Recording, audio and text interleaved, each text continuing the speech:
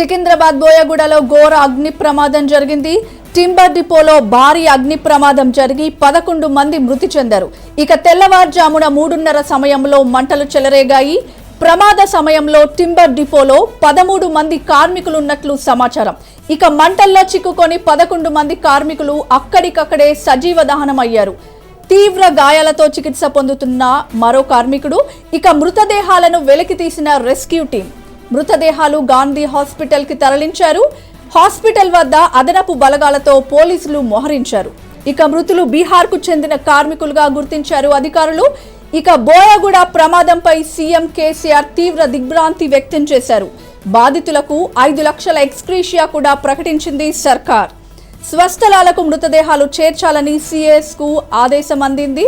ఇక ప్రమాద స్థలాన్ని పరిశీలించారు మంత్రి తలసాని శ్రీనివాస్. బోయగూడ ఘటనపై బండి సంజయ్ దిగ్భ్రాంతి వ్యక్తం చేశారు.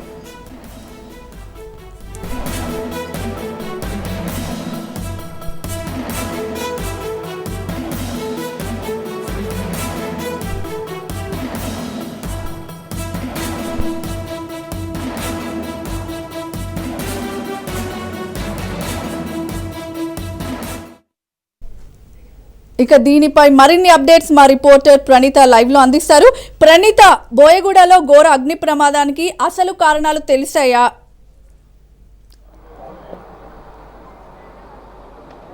రైట్, ప్రస్తుతం మనం ఇదే స్పాట్లో ఉన్నాము. ఏదైతే అగ్ని ప్రమాదం చోటు చేసినటువంటి ఘటనకు సంబంధించినటువంటి బిల్డింగ్ ఇదే. కంప్లీట్ స్క్రాప్ గోడౌన్గా ఉన్నటువంటి ఇందులోనే ఇవాళ తెల్లవారుజామున 2:30 ఈ ప్రమాదం జరిగినట్టుగా కూడా పోలీసులు చెప్తున్నారు. ప్రస్తుతం ఈ బిల్డింగ్ అంతా కూడా పూర్తిగా స్క్రాప్కి సంబంధించినటువంటి గోడౌన్ ఇది. న్యూస్ పేపర్స్తో పాటు వాటర్ బాటిల్స్, అట్లాగే కాటన్స్కి సంబంధించినటువంటి బాటిల్స్ అన్నిటినీ కూడా ఇక్కడ వీళ్ళు స్క్రాప్గా వచ్చారు. అయితే ఈ తరుణంలోనే మొదట మనకి అక్కడ పైన కనిపిస్తున్నటువంటి బిల్డింగ్ ఏదైతుందో 3 విండోస్ మనకు కనిపిస్తున్నాయి కదా, ఆ 3 విండోస్ పక్కనే వీళ్ళు 12 మంది కూడా షెల్టర్ ఉన్నారు. అయితే కింద అంతా కూడా ఈ స్క్రాప్ బిజినెస్ రన్ అవుతుంది. అయితే ఈ మొత్తం బిల్డింగ్కి సంబంధించి పూర్తిగా ఇల్లీగల్గా ఎటువంటి నిబంధనలు పాటించకుండా దీన్ని రన్ చేస్తున్నారనేటువంటిది పోలీసుల విచారణలో బయటపడింది. ప్రస్తుతం ఈ బిల్డింగ్ ఓనర్ సంపత్ని ఇప్పటికే పోలీసులు అదుపులోకి తీసుకున్నారు. మొత్తం మరణించినటువంటి 12 మంది కూడా వీళ్ళందరూ కూడా బీహార్ ప్రాంతానికి సంబంధించినటువంటి వ్యక్తులు. అయితే ఇప్పటికే తెలంగాణ రాష్ట్ర ప్రభుత్వం తరఫున మృతుల కుటుంబాలకు 5 లక్షల ఎక్స్గ్రేషియాతో పాటు కేంద్ర ప్రభుత్వం తరపు నుండి కూడా 2 లక్షల రూపాయల ఎక్స్గ్రేషియా కూడా ప్రకటించారు. అటు మొత్తం దేశవ్యాప్తంగా సంచలనమైనటువంటి ఘటన పైన ప్రధాని కార్యాలయం కూడా దిగ్భ్రాంతి వ్యక్తం చేసింది. మృతుల కుటుంబాలకు 2 లక్షల రూపాయల ఎక్స్గ్రేషియాను కూడా ప్రకటిస్తూ పీఎంఓ ఆఫీస్ నుండి కూడా కాసేపు క్రితమే ట్వీట్ చేశారు. అయితే ఈ స్క్రాప్ గోడౌన్లకు సంబంధించి మొదటిసారి కాదు, గతంలో సైతం ఇటువంటి స్క్రాప్ గోడౌన్స్ పైన కఠిన చర్యలు తీసుకుంటామని అనేక సార్లు పోలీసులు హెచ్చరికలు జారీ చేసినప్పటికీ కేవలం అది ప్రకటనలకు మాత్రమే పరిమితం అయిపోయింది. మొత్తం ఈ సరౌండింగ్స్ ఏరియా, బోయగూడ సరౌండింగ్ ఏరియాలో సుమారు ఒక 40-50 ఇయర్స్ నుండి కూడా వీళ్ళు ఇదే తరహాలో స్క్రాప్ బిజినెస్ని రన్ చేస్తున్నారు. ఎటువంటి సేఫ్టీ మెజర్స్ లేకుండా వీటిని రన్ చేస్తుండడంతో ప్రతిసారి కూడా ఇటువంటి ఇన్సిడెంట్ ఏదో ఒకటి చోటు చేసుకుంటూనే ఉంటుంది. కానీ హైదరాబాద్ సిటీలో ఇంత పెద్ద మొత్తంలో అంటే 11 మందికి పైగా మృతి చెందినటువంటి ఘటన మాత్రం హైదరాబాద్ సిటీలో మొట్టమొదటిసారి చోటు చేసుకుంది. ప్రస్తుతం ఈ ఘటనకు సంబంధించి ఇప్పటికే అనేక కోణాల్లో పోలీసుల దర్యాప్తు కొనసాగుతున్నప్పటికీ ప్రాథమికంగా మనకు అందుతున్నటువంటి సమాచారం ప్రకారం మొదట షార్ట్ సర్క్యూట్ జరిగింది. షార్ట్ సర్క్యూట్ తర్వాత కింద ఉన్నటువంటి సిలిండర్ బ్లాస్ట్ అయ్యింది అనేటువంటిది పోలీసులు చెప్తున్నారు. అయితే ఇప్పటికే క్లూస్ టీమ్స్ కూడా ఇక్కడికి చేరుకొని మొత్తం అనేక కోణాల్లో దీనికి సంబంధించినటువంటి ఇన్వెస్టిగేషన్ అయితే చేసినటువంటి పరిస్థితి మనం చూడొచ్చు. ప్రస్తుతం ఈ మొత్తం ఇన్సిడెంట్ చోటు చేసుకున్నటువంటి తీరు చూస్తే తెల్లవారుజామున 1:30 ఈ ఘటన చోటు చేసుకుంది. ఇక్కడ మనకు పైన కనిపిస్తున్నటువంటి ఒకసారి ఇక్కడ మనం చూడొచ్చు, ఈ 3 విండోస్ ఏవైతే ఉన్నాయో ఆ 3 విండోస్ ఉన్నటువంటి రూమ్లోనే వాళ్ళు షెల్టర్ ఉన్నారు. అయితే కింద అంతా కూడా పూర్తిగా ఈ స్క్రాప్ను ఉంచారు. కింద ఒకసారిగా షార్ట్ సర్క్యూట్ జరగడంతో వాళ్ళు పైన ఉన్నటువంటి వ్యక్తులు కిందికి వచ్చేందుకు, అట్లాగే బయటికి ఎస్కేప్ అయ్యేందుకు ఎటువంటి ఆప్షన్ లేకుండా పోయింది. సో వాళ్ళందరూ కూడా ఒకటే రూమ్లో ఉన్నటువంటి కారణంగానే మొత్తం అందరూ కూడా మృత్యువాత పడ్డారు. ఎస్కేపింగ్కి ఎలాంటి ఆప్షన్ లేకుండా పోవడంతోనే మొత్తం ఇన్సిడెంట్ అంతా కూడా చోటు చేసుకుంది. ప్రస్తుతం ఇటువైపు మనం ఇక్కడ చూడొచ్చు, కంప్లీట్ స్టెప్స్ మనకి ఇక్కడ కనిపిస్తున్నాయి. సో ఈ స్టెప్స్కి సంబంధించి వాళ్ళు ఒకవేళ కిందికి రావాలంటే కూడా ఈ స్టెప్స్నే వాళ్ళు క్యారీ చేయాల్సి ఉంటుంది. ఆ స్టెప్స్ పైన నుండే వాళ్ళు రావాల్సి ఉంటుంది. సో మొత్తం అటు ఏది కూడా లేకుండా పోవడంతోనే మొత్తం ఇన్సిడెంట్ అంతా కూడా తోడేసుకుంది. బయటికి రాలేకపోవడంతోనే మొత్తం ఈ ప్రమాదం అంతా కూడా సంభవించింది. ప్రస్తుతం ఇక్కడ మనకి సీసీ కెమెరాస్ కూడా ఇక్కడ ఉన్నాయి. అయితే సీసీ కెమెరాస్కి సంబంధించినటువంటి డీవీఆర్ని సైతం ఇప్పటికే పోలీసులు స్వాధీనం చేసుకున్నారు. ప్రమాద తీవ్రత ఎట్లా జరిగిందనేటువంటి దానిపైన కూడా పోలీసులు అనేక కోణాల్లో దర్యాప్తు చేసినటువంటి దృశ్యాలు మనం చూడవచ్చు. ప్రస్తుతం ఇక్కడ ఇంకా ప్రమాదం జరిగినటువంటి స్క్రాప్ని కూడా మనం ఇక్కడ చూసినటువంటి దృశ్యాలు మనం చూడవచ్చు. ఆ స్క్రాప్ అంతా కూడా కంప్లీట్ ఇంకా అలానే ఉండిపోయింది. ఇటువంటి గోడౌన్స్ మొత్తం ఈ బోయి కూడా సరౌండింగ్స్లో దాదాపు చాలా వరకు ఒక 10కి పైగా స్క్రాప్ గోడౌన్స్ ఈ ప్రాంతంలో మనకు కనిపిస్తూనే ఉన్నాయి. అయితే ఈ మొత్తం ఇన్సిడెంట్ జరగడానికి ప్రధాన కారణం మాత్రం ఇక్కడ మొదట షార్ట్ సర్క్యూట్ అని చెప్పేసి చెప్తున్నారు. అయితే షార్ట్ సర్క్యూట్ జరిగిందని తెలిసినప్పటికీ ఏ విధంగా దాని జరిగిందనేటువంటిది ఫైర్ ఆఫీసర్స్ అనలైజ్ చేస్తున్నారు. ఒక చిన్న స్పార్క్ వచ్చినా సరే అది కంప్లీట్ దాని ప్రమాద తీవ్రత చాలా పెద్దగానే ఉంటుంది. దీనికి తోడు కింద సిలిండర్ కూడా ఇప్పటికే క్లూస్ టీమ్కి లభ్యమైంది. సో ఆ సిలిండర్ని సైతం పోలీసులు ఇప్పటికే స్వాధీనం చేసుకున్నారు. ఈ మొత్తం ఇన్సిడెంట్కి సంబంధించి అయితే పోలీసులు అనేక కోణాల్లో దీనికి సంబంధించినటువంటి దర్యాప్తు కొనసాగుతుంది. మొత్తం ఇప్పటికే రాష్ట్ర ముఖ్యమంత్రి ఈ ఘటనపైన స్పందించి 5 లక్షల రూపాయల ఎక్స్గ్రేషన్ సైతం ప్రకటించారు. అటు కేంద్ర ప్రభుత్వం తరఫున కూడా ఇప్పటికే 2 లక్షల రూపాయల ఎక్స్గ్రేషన్ సైతం బాధిత కుటుంబాలకు అందించారు. మొత్తం డెడ్ బాడీస్ అన్నింటినీ కూడా ఇప్పటికే గాంధీ మార్చురికి తరలించారు. ఈ డెడ్ బాడీస్ అన్నింటినీ కూడా బీహార్కి తరలించేందుకు అన్ని ఏర్పాట్లు కూడా రాష్ట్ర ప్రభుత్వం దగ్గరుండి చొరవ తీసుకుంటున్నటువంటి స్టేట్మెంట్ కూడా ముఖ్యమంత్రి ప్రకటించేటువంటి నేపథ్యంలో ప్రస్తుతం వాళ్ళ బాడీస్ కన్నిటికీ కూడా ఇప్పటికే పోస్ట్మార్టం స్టార్ట్ అయిపోయింది. పోస్ట్మార్టం కంప్లీట్ అయిపోయిన తర్వాత వాళ్ళ కుటుంబ సభ్యులకు డెడ్ బాడీస్ని అప్పగించి మొత్తం ఇక్కడ నుండి తరలించారు. ప్రస్తుతం ఈ మొత్తం ఇక్కడ ఉన్నటువంటి సరౌండింగ్స్ అన్నిటినీ కూడా స్క్రాప్కి సంబంధించినటువంటి అన్ని బిల్డింగ్స్ని సైతం పోలీసులు తనిఖీ చేయబోతున్నారు. మొత్తం మెజర్స్ అన్నిటినీ కూడా అన్ని కోణాల్లో దీనికి సంబంధించినటువంటి దర్యాప్తు అయితే కొనసాగుతుంది. మరోవైపు ఈ మొత్తం ఇన్సిడెంట్కి సంబంధించి అయితే హీట్కి అక్కడ ఉన్నటువంటి బిల్డింగ్ అంతా కూడా కంప్లీట్ పడిపోయేటువంటి ఆస్కారం ఉన్నటువంటి నేపథ్యంలో మొత్తం ఇక్కడ నుండి మొత్తం అందరినీ కూడా పంపిస్తున్నటువంటి దృశ్యాలు మనం చూస్తున్నాము. ఈ హీట్కి మొత్తం ఆ బిల్డింగ్ కొలాప్స్ అయ్యేటువంటి ఆస్కారం ఉన్నటువంటి నేపథ్యంలో ఇక్కడ ఉన్నటువంటి అందరినీ కూడా ఎరాడికేట్ చేస్తున్నారు. ప్రస్తుతం ఇక్కడ నుండి అందరినీ పంపిస్తున్నటువంటి దృశ్యాలు కూడా మనం చూసినటువంటి సిచ్యువేషన్ ప్రణీత ఈ మొత్తం హలో ప్రణీత, ఆ చుట్టుపక్కల నివాసం ఉంటున్న జనాలు అసలు ఏమంటున్నారు? వాళ్ళు ఇంతకుముందు ఈ డిపోపై ఏమన్నా కంప్లైంట్స్ ఇచ్చారా?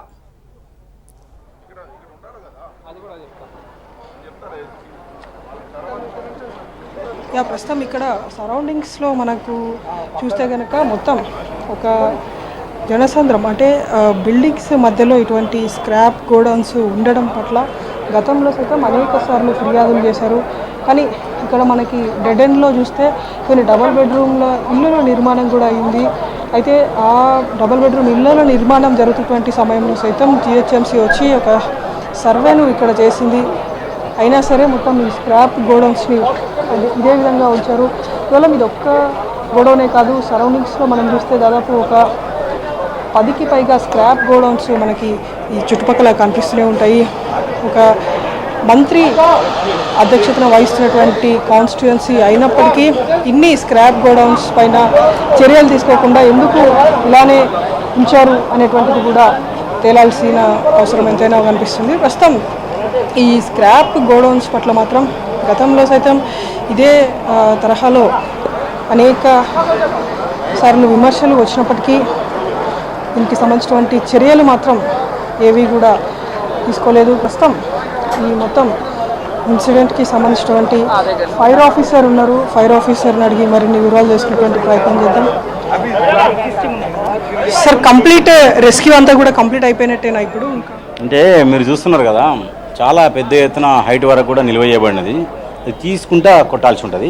కొంచెం కొంచెం స్మోక్ వస్తుంటుంది, ఈవినింగ్ వరకు వస్తుంటుంది. సో ఓవరాల్గా కంప్లీట్ అది అండర్ కంట్రోల్, ఎక్స్టింగ్విష్డ్.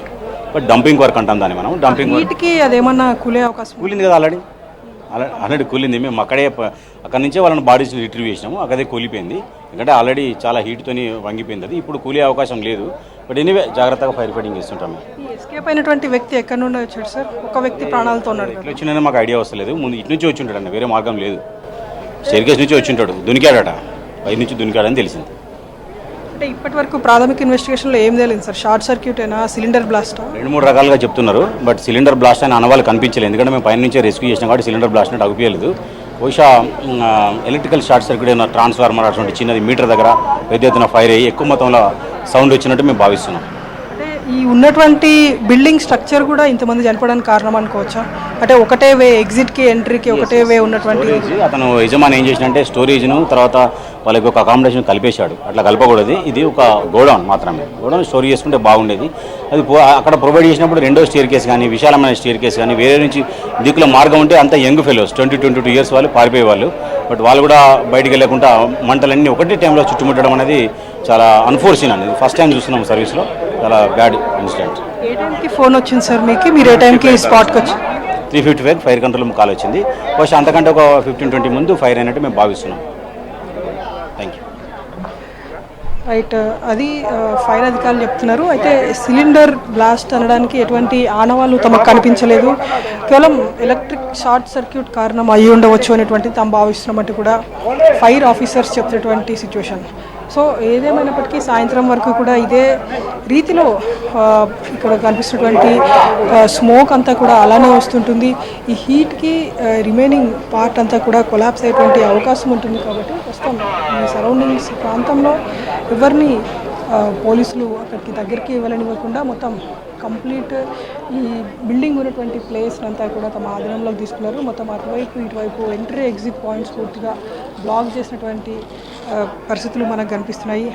అయితే ఓవరాల్గా ఇటువంటి ఇన్సిడెంట్ హైదరాబాద్లో ఈ ఫైర్స్ సంబంధించినటువంటి ఇన్సిడెంట్, ఫైర్ యాక్సిడెంట్ కారణంగా ఇంతమంది చనిపోవడం అనేటువంటిది హైదరాబాద్ సిటీలో ఫస్ట్ టైం అనేటువంటిది కూడా ఫైర్ అధికారులు చెప్పినటువంటి సిచ్యువేషన్. అంటే గతంలో మనం బిల్డింగ్ కొలాప్స్ అయినప్పుడు ఇటువంటి ఇష్యూస్ చూసాము, కానీ ఫైర్ యాక్సిడెంట్ కారణంగా ఇంతమంది చనిపోవడం అనేటువంటిది ఫస్ట్ టైం. ఇది ఈ మొత్తం కాజువాలిటీస్ అందరినీ కూడా ఇక్కడికే గాంధీకి తరలించారు. వాళ్ళ డెడ్ బాడీస్ అన్నీ కూడా గాంధీలో ఉన్నాయి. పోస్ట్మార్టం కంప్లీట్ అయిపోగానే మొత్తం వాళ్ళ ఫ్యామిలీకి ఇస్తామని చెప్పేసి కూడా చెప్తున్నారు. అయితే ఇక్కడ ఇంకోటి మొత్తం సరౌండింగ్స్ ప్రాంతంలో మనం చూస్తే ఈ స్క్రాప్కి సంబంధించినటువంటి గోడౌన్స్ ఈ పరిసర ప్రాంతాల్లో చాలానే ఉన్నాయి. ఇప్పుడు ఇంతమంది చనిపోయిన తర్వాత అయినా సరే ఈ స్క్రాప్ గోడౌన్స్ పైన ఖచ్చితంగా చర్యలు తీసుకోవాల్సిందే అనేటువంటిది ప్రధానంగా వినిపిస్తున్నటువంటి డిమాండ్. మరి ఇప్పట్లాగానే ఇన్సిడెంట్ జరిగినప్పుడు మాత్రమే అధికారుల హడావుడి ఉంటుందా? ఇక మీదటైనా సరే ఈ స్క్రాప్ గోడౌన్స్ పైన అధికారుల చర్యలు ఎంతవరకు ఉంటాయనేటువంటిది కూడా వేచి చూడాల్సింది. మొత్తానికైతే ఈ ఇన్సిడెంట్కి సంబంధించినటువంటి ఓనర్, అంటే ఈ బిల్డింగ్ ఓనర్గా ఉన్నటువంటి సంపత్ని అయితే ఇప్పటికే పోలీసులు అదుపులోకి తీసుకున్నారు. ప్రస్తుతం అతన్ని అదుపులోకి తీసుకొని విచారిస్తున్నటువంటి సిచ్యువేషన్ అయితే మనకు కనిపిస్తుంది. ఓకే ప్రణీత, ఇప్పుడు సంపత్ వర్షన్ ఏంది? అతను ఏమంటున్నాడు? బిల్డింగ్ ఓనర్ సంపత్ అతన్ని అదుపులోకి తీసుకొని విచారిస్తున్నారు. అయితే కంప్లీట్ అతడు ఎవరి దగ్గర నుండి ఈ బిల్డింగ్ని కొనుగోలు చేశాడు, లీజుకి ఏమైనా తీసుకున్నాడా, అతడు ఎవరి నుండి మొత్తం దీనికి సంబంధించినటువంటి ఇష్యూస్ని అన్నిటినీ కూడా ప్రస్తుతం పోలీసులు వెరిఫై చేస్తున్నారు. సో ఈ క్రమంలోనే మొత్తం టీఆర్ఎస్కి సంబంధించినటువంటి నేత ముత్తుకుపల్లి శ్రీనివాసుల నుండి సుధాకర్ రెడ్డి, ముత్తుకుపల్లి శ్రీనివాసులకు సంబంధించినటువంటి ప్రధాన అనుచరుడు సుధాకర్ రెడ్డి ఈ బిల్డింగ్ ఓనర్. అయితే సుధాకర్ రెడ్డి నుండి ఈ బిల్డింగ్ని లీజుకి తీసుకున్నటువంటి వ్యక్తి సంపత్. గత కొన్ని సంవత్సరాల నుండి కూడా సంపతే దీన్ని నడిపిస్తున్నాడు.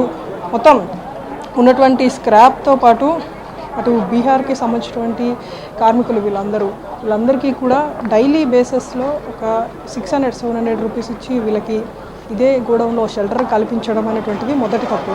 ఎందుకంటే ఈ బిల్డింగ్ ఉన్నటువంటి స్ట్రక్చర్ కావచ్చు, ఈ బిల్డింగ్ ఉన్నటువంటి ఆనవాళ్ళు చూస్తే ఎక్కడ కూడా షెల్టర్ ప్రొవైడ్ చేసేటువంటి రీతిలో ఈ బిల్డింగ్ లేదు.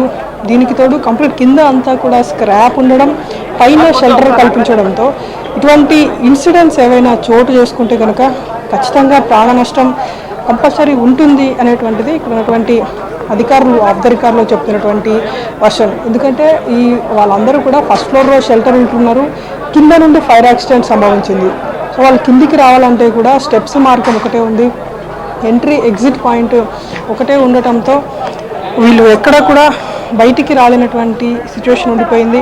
సో ఈ క్రమంలోనే మొత్తం అందరూ కూడా ఒకే రూమ్లో ఉండి తమ ప్రాణాలు కాపాడుకునేందుకు ప్రయత్నాలు చేశారు. అక్కడి వరకు ఫైర్ రాదనుకున్నారు, కానీ అనూహ్యంగా అన్ఫార్చునేట్గా మొత్తం ఈ 11 మంది కూడా అగ్నికి ఆహుతై మృత్యువాత పడిపోయారు. ప్రస్తుతం బాడీస్ని వెలికి తీసేటువంటి సమయంలో కూడా ఏ బాడీ ఎవరిది అనేటువంటిది కూడా కంప్లీట్ గుర్తుపట్టలేనటువంటి రీతిలో బాడీస్ అన్నీ కూడా ఉండిపోవడంతో అటు బాడీస్ని బయటికి తీయడానికి సుమారు గంట పాటు సమయం ఫైర్ అధికారులకు పట్టింది. 11 మృతదేహాలను బయటికి తీసినటువంటి వెంటనే ఒక్కో అంబులెన్స్లో ఒక్కో డెడ్ బాడీని ఇక్కడ నుండి తరలించి గాంధీ ఆసుపత్రికి తరలించేశారు. ప్రస్తుతం వాళ్ళ కుటుంబీకులు కాసేపు క్రితమే ఇక్కడ ఈ స్పాట్ వద్దకి వచ్చారు. అయితే అప్పుడే రాష్ట్ర మంత్రి తలసాని శ్రీనివాసరావుతో పాటు రాష్ట్ర చీఫ్ సెక్రటరీ సోమేష్ కుమార్ కూడా అదే టైంలో రావడంతో ప్రస్తుతం వాళ్ళకి సర్ది చెప్పి ఇక్కడ నుండి పంపించేటువంటి ప్రయత్నం చేశారు. వాళ్ళ కుటుంబాలని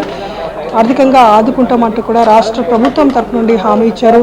5 లక్షల రూపాయల ఎక్స్గ్రేషియా ఒక్కో కుటుంబానికి ఇస్తామని ఇప్పటికే రాష్ట్ర ప్రభుత్వం ప్రకటించేటువంటి సందర్భం మనం చూస్తాము. అయితే ప్రస్తుతం ఈ మొత్తం రెస్క్యూ ఆపరేషన్ అంతా కూడా ప్రైమరీలీ కంప్లీట్ అయిపోయింది. ఇంకా సెకండరీ వర్క్ మాత్రం ఇంకా పొగ వస్తూనే ఉంది. కాబట్టి పొగ అంతా కూడా కంప్లీట్ అయిపోయేంత వరకు ఫైర్ అధికారులు ఇక్కడనే ఉండి తమ ఆపరేషన్ని కొనసాగిస్తారు. అయితే ఈ హీట్కి ఈ మొత్తం రేకులుగా ఉండటంతో ఈ బిల్డింగ్ అంతా కూడా పడిపోయేటువంటి అవకాశం ఉంటుంది. కాబట్టి మొత్తం ఈ ప్లేస్ని అంతా కూడా ఎవాక్యుయేట్ చేయించారు. ఇప్పటికే ఒక 10% ఆఫ్ ద పోర్షన్ కాసేపు క్రితమే కూలినటువంటి దృశ్యాలు కూడా మనం చూసాము. సో ఇంకా రిమైనింగ్ పోర్షన్ కూడా కొలాప్స్ అయ్యేటువంటి అవకాశం ఉంటుంది. కాబట్టి మొత్తం అది కొలాప్స్ అయితేనే దాంట్లో ఉన్నటువంటి ఎయిర్ అంతా కూడా బయటికి వస్తుంది. సో ఒక జేసీబీని తీసుకొచ్చి మొత్తం ఈ బిల్డింగ్ని కొలాప్స్ చేసేటువంటి సూచనలు కూడా కనిపిస్తున్నాయి. అయితే ఇంకా ఈ పొగ అంతా కూడా లోపల అలానే ఉండిపోయి ఉంది. కాబట్టి అది కంప్లీట్ పోయేంత వరకు కూడా వెయిట్ చేసేటువంటి సందర్భంగా మనకు కనిపిస్తుంది. సో ఈ మొత్తం ప్రమాద స్థలానికి మరి కాసేపట్లోనే రాష్ట్ర గవర్నర్ సైతం చేరుకోనున్నారు. ఎందుకంటే దేశవ్యాప్తంగా కూడా ఒక ఫైర్ యాక్షన్ కారణంగా 10 మంది చనిపోయారంటే దేశవ్యాప్తంగా కూడా ఇష్యూ ఇప్పుడు హాట్ టాపిక్గా మారింది. కాబట్టి ప్రస్తుతం రాష్ట్రానికి సంబంధించినటువంటి అధికారులతో పాటు రాష్ట్ర గవర్నర్ సైతం మరి కాసేపట్లోనే ఇక్కడ బోయగూడలో ఉన్నటువంటి ఈ ఫైర్ యాక్సిడెంట్ ఘటనా స్థలానికి గవర్నర్ కూడా రాబోతున్నారు. సో కంప్లీట్ ఇక మీదైనా సరే ఈ స్క్రాప్ గోడౌన్స్ పైన కఠిన చర్యలు తీసుకోవాల్సినటువంటి అవసరం ఎంతైనా మనకు కనిపిస్తుంది.